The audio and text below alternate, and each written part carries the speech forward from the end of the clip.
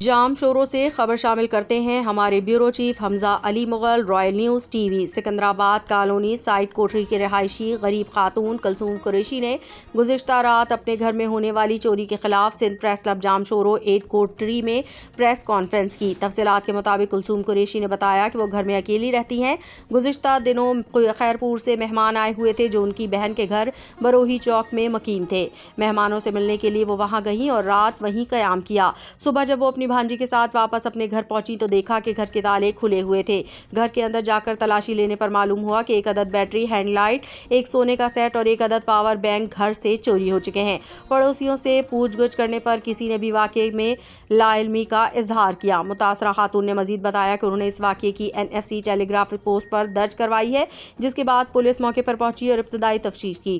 ان کا کہنا تھا کہ چوری ہونے والا سونے کا سیٹ ان کی بھانجی کی امانت تھا، جسے وہ اپنی غریبی کی وجہ سے واپس کرنے سے قاصر ہیں۔ کلثوم قریشی نے DIG حیدرآباد، SSP جام شورو اور SHO سائٹ کوٹری سے مطالبہ کیا ہے کہ واقعے کا نوٹس لے کر چوری شدہ سامان واپس دلوایا جائے اور ملزمان کے خلاف قانونی کارروائی کی جائے۔